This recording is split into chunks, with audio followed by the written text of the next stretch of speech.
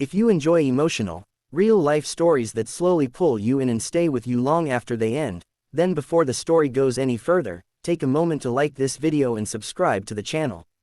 Your support helps bring more heartfelt stories like this to life, and it truly means more than you know.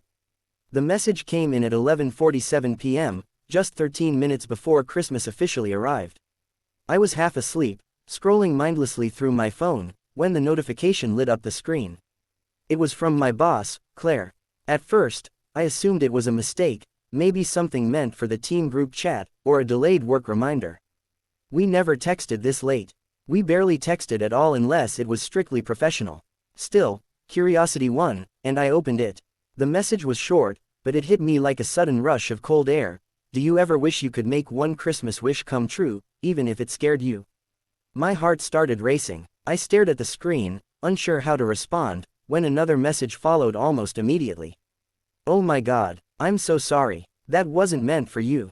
I typed back quickly, telling her it was fine, that I hadn't even read it properly. That was a lie. I had read it, over and over. There was something in the words that felt heavy, lonely, and unguarded, nothing like the confident, composed woman I worked for every day. Claire was known for being sharp, ambitious, and emotionally distant. She ran our department with precision and rarely let anyone see beyond her professional armor. So receiving something that personal felt like accidentally opening a door I was never meant to see behind. A few seconds passed, then my phone buzzed again. Since you already saw it, she wrote, I guess I should ask, do you want to make it come true? I didn't respond right away. My mind was spinning, trying to understand what she meant and why she'd asked me. I was just an analyst on her team, reliable, quiet, invisible most days. We exchanged polite smiles in meetings and brief comments over email. Nothing more. Yet here she was, on Christmas Eve, asking me something that sounded like the beginning of a confession.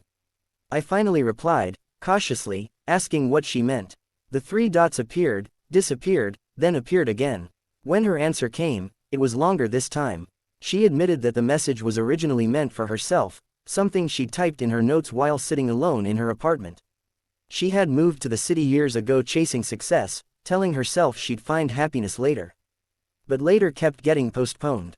Her Christmas wish, she said, was simple and terrifying at the same time, to stop being alone, to let someone actually see her, flaws and all. I sat up in bed, suddenly wide awake. There was an ache in her words that felt familiar. I knew loneliness. I knew what it was like to be surrounded by people and still feel unseen.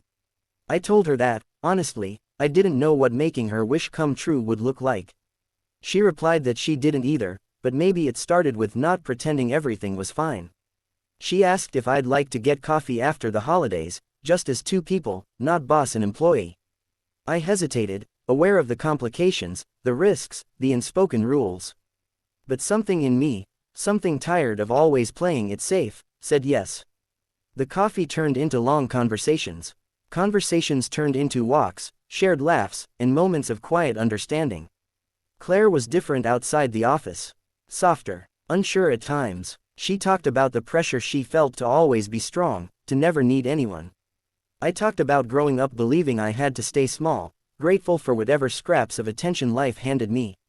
Slowly, walls came down on both sides. But it wasn't easy. There were awkward moments at work, rumors we worried about, and nights when Claire pulled back, afraid she was risking everything she'd built. There were times I wondered if I was just a distraction from her loneliness, something temporary to fill the silence.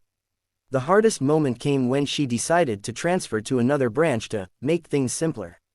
She told me over dinner, her voice steady but her hands shaking. She said it was the responsible thing to do. I nodded, pretending to understand, but inside I felt like I was being erased again. That night, I went home and didn't sleep. I realized that for the first time in my life, I didn't want to quietly accept loss.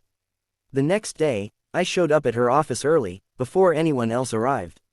I told her that Christmas wishes didn't come true because they were easy or convenient.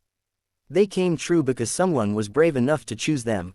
I told her I wasn't asking her to sacrifice her career, but I was asking her not to run away from something real just because it scared her.